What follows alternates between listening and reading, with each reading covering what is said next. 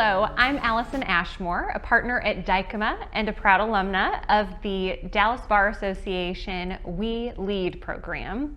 I am sitting here this afternoon with Kim Askew, and I'm really pleased to be able to interview Kim as part of the Dallas Bar Association's Living Legends interview series. Kim is a litigation partner at DLA Piper, and she is the recipient of too many awards even to mention them all, but there are a couple that stand out on the list to me, so I'll name a few. One is the Texas Bar College Jim D. Baumer Professionalism Award, which you received in 2021. The Texas Lawyers 2020 list of Texas Trailblazers, because I think that does describe you for sure. And the American Bar Association Spirit of Excellence Award from 2015. And we'll talk about some of your bar service later. But you and I met in 2006 at the law firm where we both began our careers, Hughes & Luce, which became K&L Gates in 2008. And I have to say, it is fantastic to be sitting here with you in person. Great to be with you. And, you know, I've just watched you throughout your career. And that's one of the things I really like about having done this a while now. I get to see really great lawyers develop, and you're one of them. So I'm very honored to sit here today. Well, thank you. I really am grateful for everything you've done for me throughout my career and the relationship that we have, and being here in person together after a year of COVID and social distancing. It's great to be back. And well, it was kind of interesting just coming into the 𝐓𝐫𝐸 mansion, which we're about to change the name. That's a change. And just, I couldn't come up from the garage. I was like, well, we're still sort of COVID-like, so things are going to open back up, and I'm pretty excited about that. Yeah, well, and you mentioned the 𝐓𝐫𝐸 and the name change. Tell me about that. You're serving on the committee to reconsider that name and whether it's the right. Well, actually, the Dallas Bar Board has already voted to change the name of the 𝐓𝐫𝐸. That took place in June. And you know, there's just so much taking place with Black Lives Matters and looking at, you know, what do we say about ourselves with these names? And so the board has made that decision. The bar has now appointed a committee to look at what the new name will be, and it's a great committee, good cross-section of the bar, people who know the bar, people who were there from the moment someone thought of the idea to acquire the mansion, those leaders who were here when we built the pavilion. We have young lawyers, we have lawyers from every part of Dallas, what we call our stakeholders, because it's important. This building is very much a part of who we are, and it's important to this community. So once again, here I am. Well, and you've been a major part of the Dallas Bar Association for your entire career. Well, my judge, I clerked for Jerry Buckmeyer. And you know, he was a former president of the Dallas Bar Association, and he was the first person who brought me into the 𝐓𝐫𝐸 mansion, and I learned about this great history. And of course, I'm from that generation of lawyers. We were joiners. So the first thing you do, you join the American Bar Association, which I've been in forever as a student member. And then my judge said, you should join the Dallas Bar Association, which I did. And I have always been a member of the Dallas Bar for all the reasons that, you know, we can talk about. But I think it's so important to have that connection, that spirit of being a part of something greater than just your practice. And look at the leadership program that you were just in. That was a Dallas Bar program. I mean, they are always thinking about how we develop lawyers and how we build the profession. And that's what you always want to be a part of. Yeah, and certainly the WeLead program was wonderful for me, and I have you to thank for encouraging bar service. But you mentioned remember, I was the person who called you and said, you need to sign up for this program. Absolutely you were. That not the first time, not the last time, I'm sure. That's right. But it's a great program. Yeah, you mentioned you being part of the generation of lawyers that were joiners. Do you think that is starting to be missing with other generations of lawyers? Well, all lawyers of my generation were not joiners, but I was one. I was a selective joiner, but I wanted to be a part of the organized bar. I was a Black woman coming into the profession, and you had to find your place in the profession. And service through the bar was one way that you were able to do that. I was also not a lawyer who went to school in Texas or had grown up in Texas. And the only people I knew were the people I went to church with, that I had clerked with. My co-clerk left and went back to DC. On my law firm, I had to go into the bar. It was a way for me to get to know people. So there are lots of reasons to join the bar. But I also wanted to do more than just being a lawyer, sitting in the office, writing briefs and doing our depositions. I wanted to be able to have an opinion. I always have opinions and do things in the profession. And the bar was a way to do that. And I still see this. The bar is a great training ground for lawyers. So yes, my law partners taught me how to be a lawyer, to go into court and do depositions, but I learned a lot of that at the Dallas bar too. But the bar is a great place to learn leadership skills. And I have led at every part of the bar, and I started learning how to do it right here in this bar. Your local bar is the best place to do that. Plus, my best friends are here in the bar. And as you said, you didn't grow up here in Dallas. You grew up in Savannah, Georgia. And yes. People who know you know that you are a Southern lady from and Savannah. Accent, you can hear it. I love it. I'll be in parts of Texas and they'll say, that really isn't a Texas accent. Just Southern. But in Savannah, Georgia, during the civil rights movement and school integration, how did that form who you are today? Well, we are who we are because of what we come from, basically. It's been very interesting thinking about it because Georgia has really been in the news lately, this last political cycle. And there are just great things happening and things that are really changing all of America, regardless of your political persuasion. It's an interesting time for the state. But, I grew up in a time that was an interesting time for Georgia and for our country. Because I did, I don't like to talk about age, but, I grew up in the civil rights South. Mm-hmm. My mother was pretty active in the civil rights movement. And I saw my first lawyers in church talking about, you really didn't know what they were talking about, but they sure sounded because you were too good. young. Yeah, I was too young. But I was talking to a school group, and one of the kids busted me, and they said, "Oh, 1965. I was so proud they knew about the Civil Rights Act. They said, "You were born?" And I'm like, yes. But I think about that. The world was changing all around me. And it really influenced who I became. Did seeing those lawyers in your church, in your community, was that a part of what you wanted to be a part of? Yes. I would not have known. I don't have lawyers in my family. I would not have known what lawyers did. I saw lawyers doing good. They were powerful in that they had information and they were relaying it to people in a way that You know, they were helping them.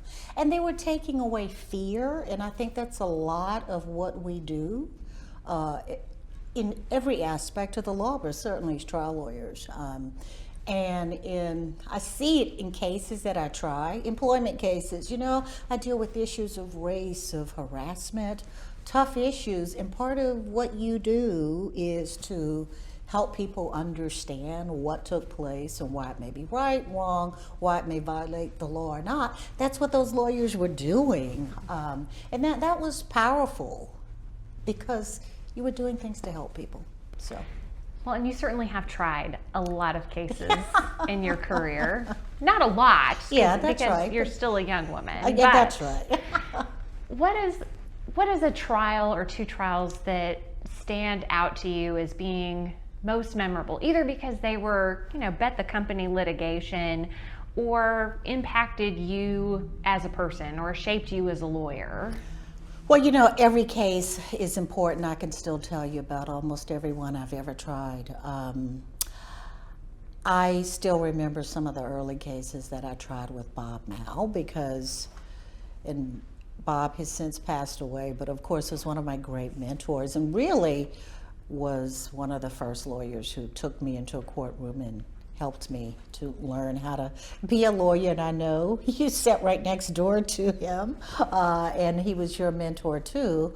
But just working with him and understanding how to put a case together and then being able to do it on my own, it was just a great process. And I remember one of the tough cases that I had, EDS is no longer here, but Electronic Data Systems, Ross Perot's company. I had an age discrimination case that involved one of the original engineers who started the company or worked at the company with Mr. Perot. And we tried this case in the Eastern District of Texas in Sherman.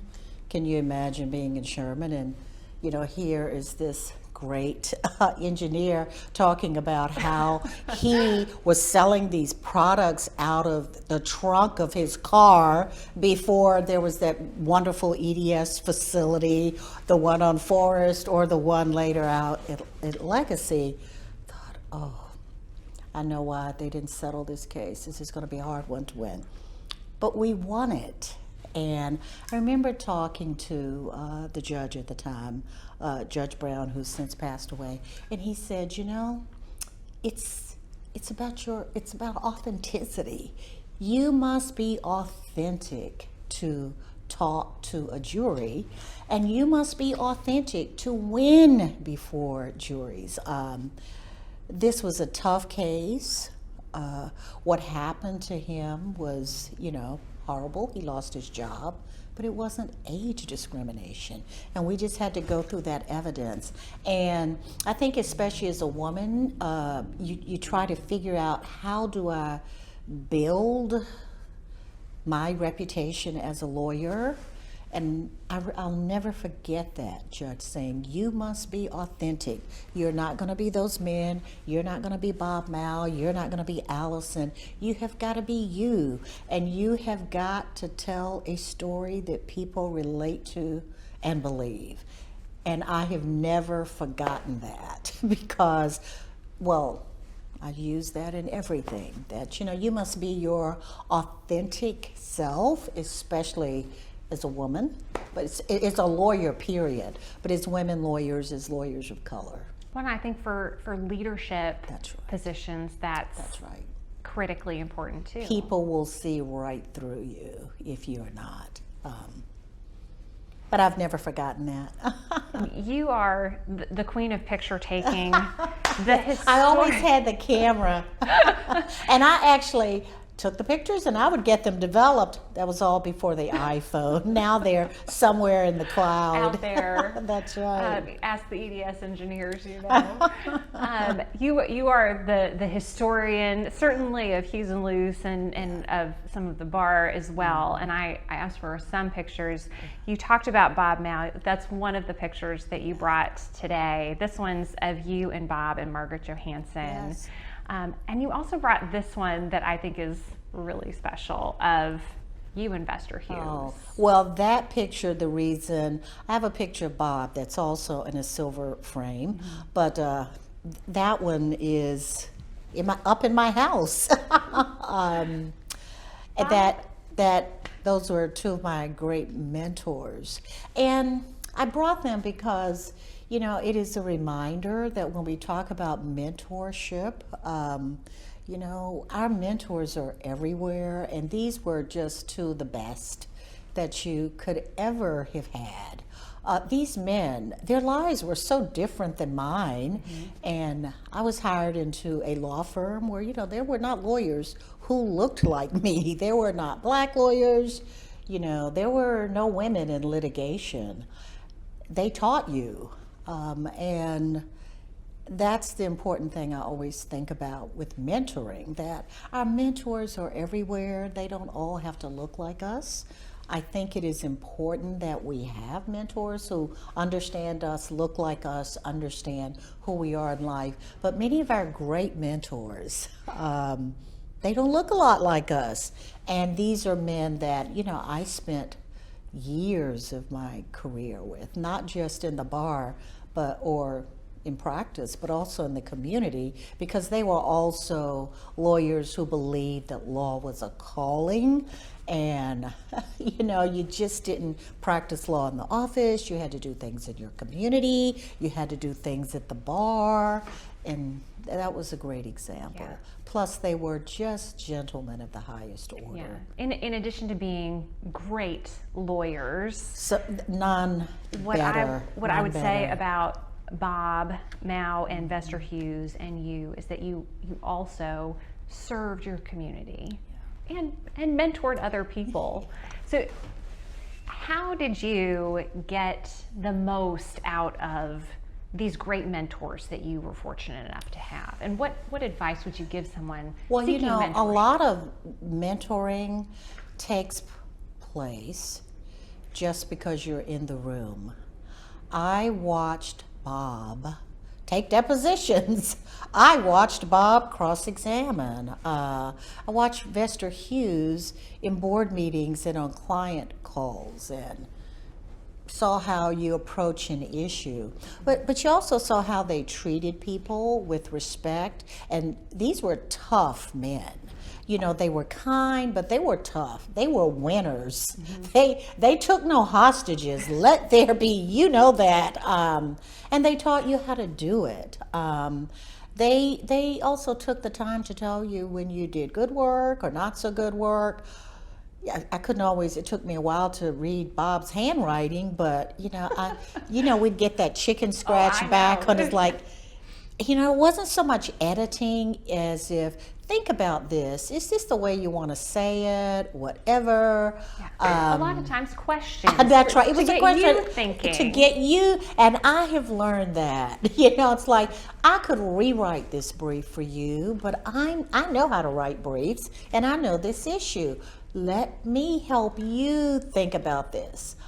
So that was very important. Bob used to say to me, fight with me, when he'd see the disagreement on my face. Fight with me. That's right.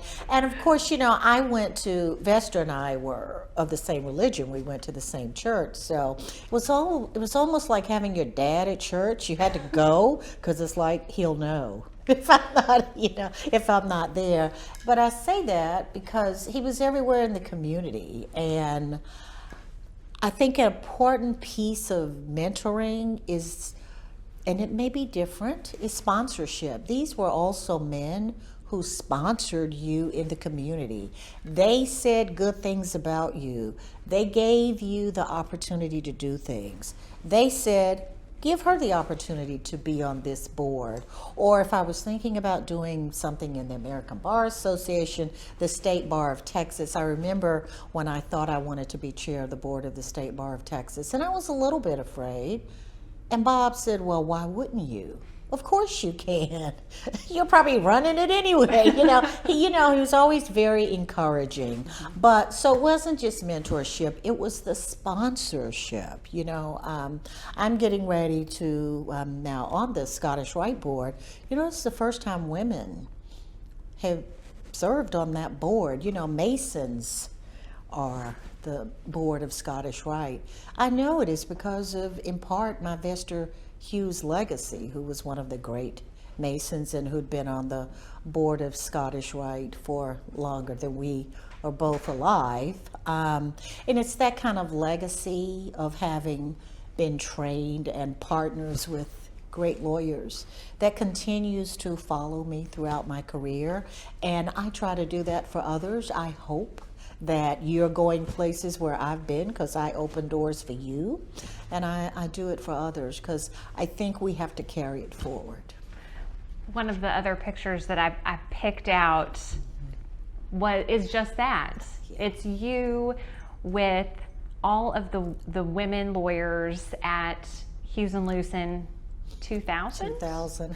The year 2000. Yeah. There's a gorgeous red wall background. Hadn't changed. So it was updated last year. This red wall background could be nowhere but your house, although maybe at your office. Yeah, I have an accent wall. And what has being a mentor done for you? Well, you know, I don't think of it so much as mentoring. I you know, because I eventually become friends with so many of the lawyers that I work with. But I do think it is important for lawyers to be trained. I think I was able to develop the skills that I did because lawyers took an interest in me and they trained me and they gave me opportunities and they let me do it. I fell on my face a lot. You can't be a trial lawyer if you don't get beaten up a little bit and fall on your face. You know, you've got some battle scars there. You know, I give as good as I can, you know. And so mentoring was always very important because that's how lawyers learn to do it. And especially with women and lawyers of color, because I did look like others. And I wanted to be available and to help. A lot of what I do to help people, you may never know that I do it because I'm the one who'll put your name in or who'll say, I think you should hire this person, or you get an opportunity and it'll be years later. Somebody will say, I just found out that you were the person who did da da da. Well, that's the way I like for it to be because I think we support each other and I think we're better people because we help others. And that's just part of what I do. Now, you say that you fell down on your face at trial and that you have battle scars. And I believe the battle scars part, but you do not strike me, or I think anyone that knows you, as someone who ever had their confidence shaken. No. And you know, I think that happens to a lot of young lawyers, especially if they don't have role models to be looking towards. But you've always been the confident lawyer. Part of it, sometimes it's keeping the poker face. We all have our down times. Don't let anybody tell you. If you go into a courtroom and you don't think you can lose, you shouldn't be going into a courtroom. That's just all there is to it. And I always say the day I go in and it just feels like another trial or another big hearing or just another covenant not to compete, no, I will stop doing it because I still get that passion. There's a little fear that comes in, you know, have to take deep breaths. You know, we all had to learn to breathe and, you know, do the things that really show confidence. And that's what we're doing. We're learning how to do it. We're trial lawyers, so, you know, we project that. And, you know, we do lose sometimes. You can't, you know, my judge used to say, you haven't been a lawyer very long if you haven't lost a case or a hearing or whatever. So yes, that's just the way it is, but you really learn from it. But in terms of believing that I had the right to be a lawyer, absolutely, unequivocally.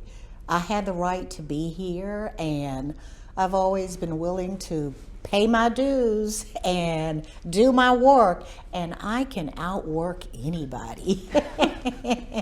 And that's how we win. So you went to law school at Georgetown and lived in DC for a year before that. what was the best part about being in Washington, D.C. Washington, for law school? D.C. Well, there are several law schools in Washington, D.C. But one of the things I talk about when I'm selling my alma mater, Georgetown, is the fact that it's in Washington, D.C. And you can't have a better city.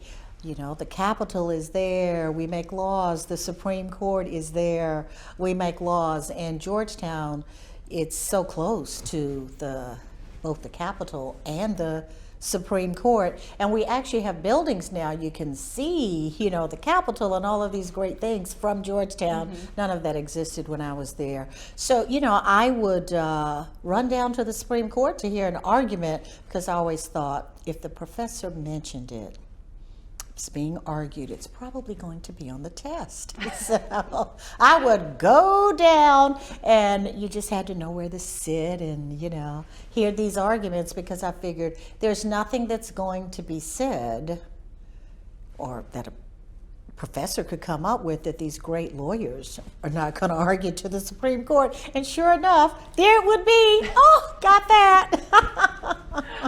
You could have started your career in DC, stayed in that great city, or really done anything, and you chose to come to Dallas and start your career with Judge Buckmeyer. What made you want to start your legal career working for a judge, and why in Dallas of all places?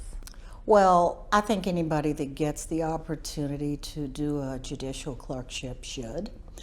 Georgetown promoted judicial clerkships, and I, of course, thought, I want to do that. And, of course, I think there's still this issue in the profession today, but there were not a lot of lawyers or law students of color doing clerkships. I thought, I guess we've got to change that. And so I applied, and I got an interview with Judge Buckmeyer, and he hired me on the spot, and who says no? And it was just a wonderful interview. And the thing I liked, and this was after having interviewed with several judges, you know, Judge Buckmeyer was known for his humor, knowledge of the bar, and just approach to life. And I picked that up, and I just thought that it would be a great way to start. But I was going to go back to D.C. after a year. But I didn't know it, but Judge Buckmeyer, again, was working to make sure that I stayed in Dallas, and he talked to, you know, lawyers and law firms and said, you should interview my law clerk. And, well, the rest is, here I am, all these years later. And at Hughes and Luce, there you went. There I went. And, you know, I loved it because I was not from Texas, and I just wanted to be in a place where I felt like I could just build this great career, even though I was not in the network that a lot of lawyers were in. And I found that not even to be an issue. You know, the interesting thing about Dallas, it's always been a very open community. If you're willing to come here and work, and it's what you got to do. And that's what we did then. That's what we do today. You get out what you put in. No, that's exactly right. This is a community that welcomes people, and this bar is one that is welcoming.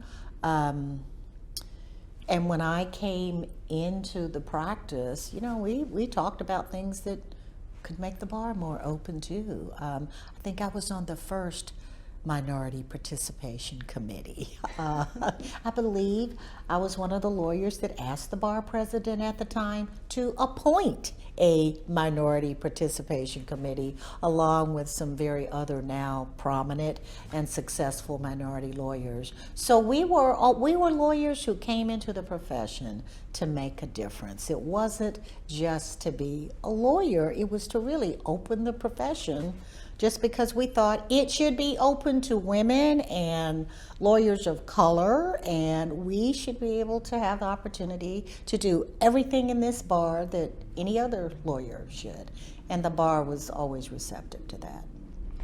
You have spent so far your entire career in large law firms. Right.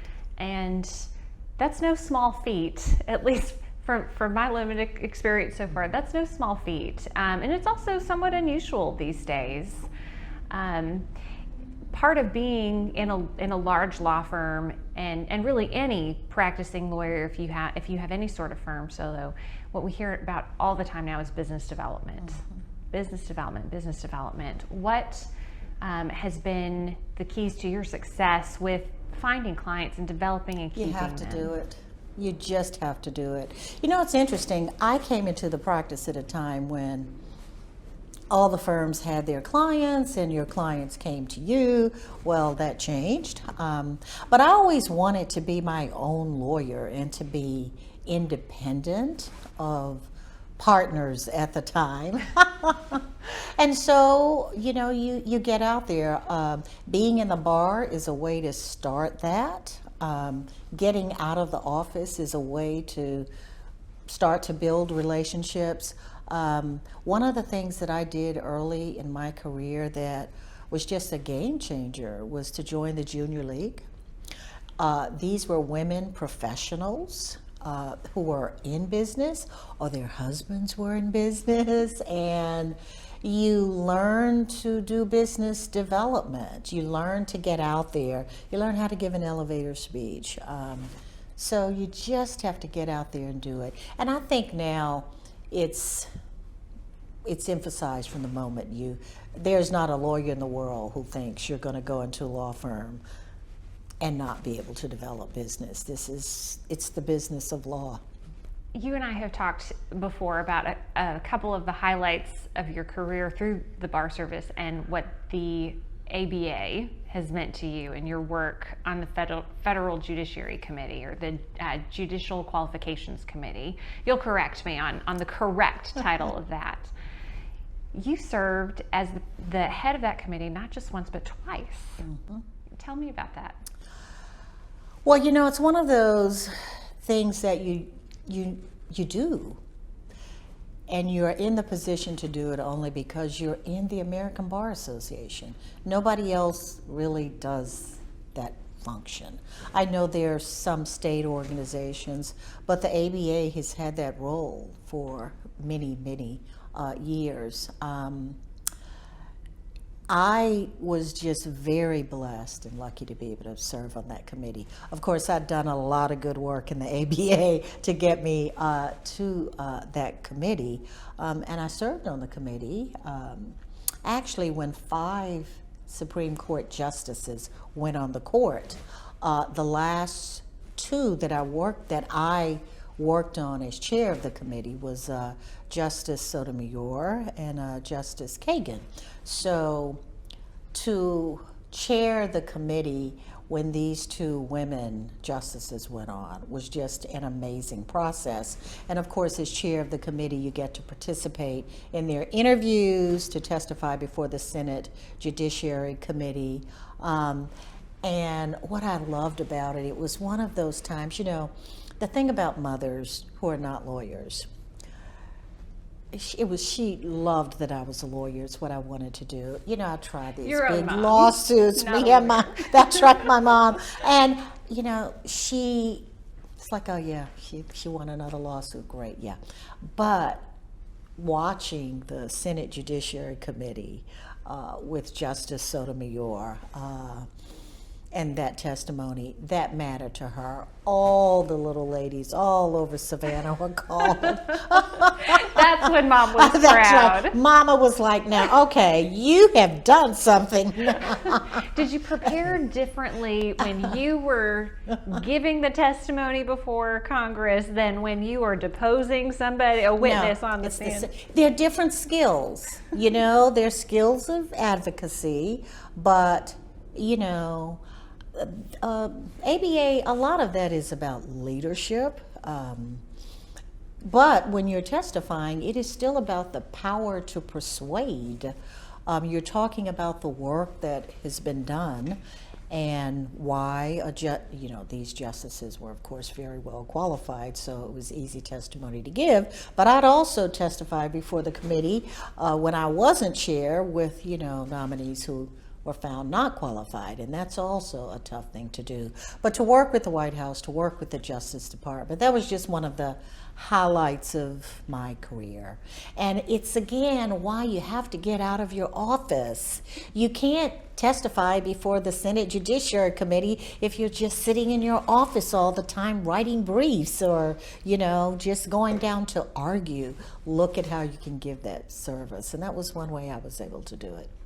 Well, and you've served the Dallas Bar Association for as long and given as much right here in Dallas as you have to the American Bar Association, so much well, so. you know, I was the Dallas Bar representative in the ABA, so. Right. And you've served so much at the Dallas Bar Association. One of those awards that I didn't name at the beginning is the DBA's inaugural Distinguished Service Award that was given to you in 2017 and has since been named for you. Yeah, that was really special. I did not see that one coming, so that really meant a lot because this is my bar.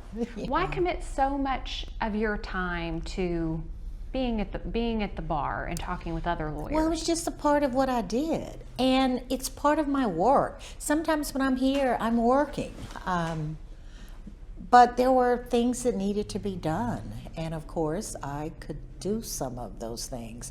Plus, you know, we get to hang out. This fun place to be, you know.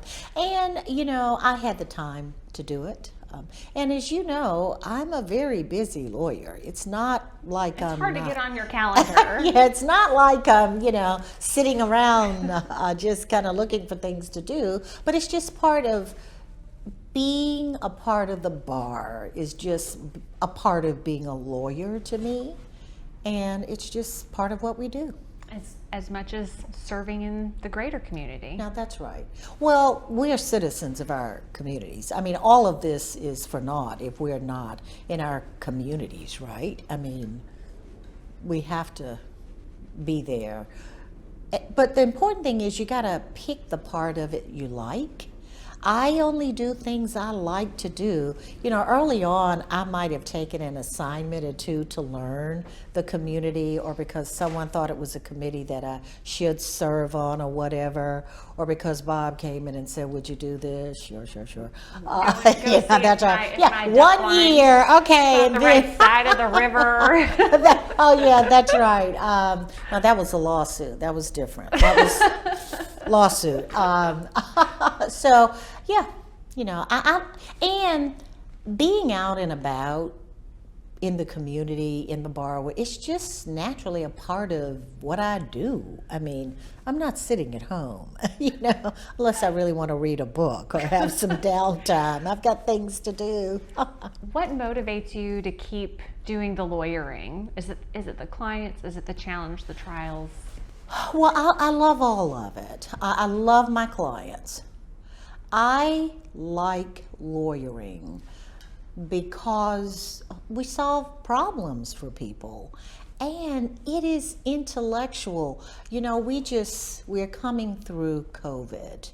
Starting in March of 2020, we were writing on a clean slate. There were laws, there was guidance coming out every day. It was like being in law school and drinking out of a fire hydrant every day because everything was happening in real time. Your clients were like, can I do this? Can I do that? You would go to the DOL website, OSHA's website, CDC, the EEOC. I loved it. This is what we do. So it was intellectual, you're learning, and then 6 months later, none of it mattered because we changed it all. But in the meantime, you were guiding your clients, real time, real life. You know, I think the thing that young lawyers don't realize is how much impact we have on the lives of people. I represent companies mostly, but those are people. It's always about people, whether we're changing a policy, whatever. So yes, I still get excited about that. And then I like going to court. It's what we do. And as I said, if you ever get to the point where you think this is not fun anymore, you shouldn't do it anymore because it's too hard. What we do is hard. It is hard work, even if you've done it a long time and you're very good at it and you're very strategic about it and you give opportunities to young lawyers. A trial is a trial. It is hard work. I have hearings on covenants not to compete with, a lot at stake. It's hard work. And if you don't think you are up to doing it, you shouldn't do it. But I love doing it. It's what we do. What does being a lawyer mean to you, and what do you want people who might be watching this interview to know about what lawyering has meant to you as a person? Well, it really, to me, is all about service. Even when our clients are paying us, we go into court and, I represent very large companies generally. It is about service, and it is a way to impact our worlds.